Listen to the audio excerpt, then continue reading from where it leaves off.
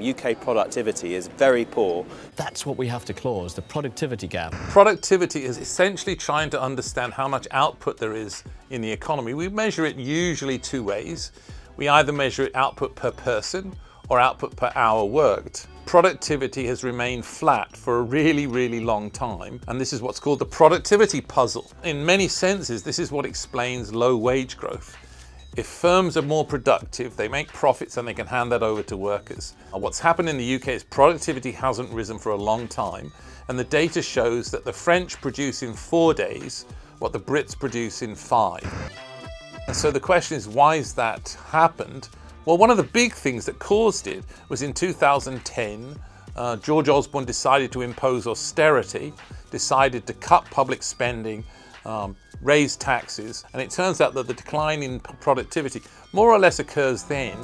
To expand productivity, labor and management must work together to develop new ideas. If we could find a way of making workers more productive, people would feel better, their wages would rise, and their standards of living would rise. We've actually seen productivity falling.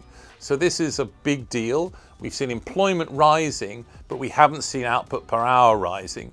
We don't really understand it, but the government and other forecasts keep saying to us productivity is going to take off. They've said it in every forecast for the last 10 years, and in every single occasion they've been wrong. So essentially that's one of the big problems of our age.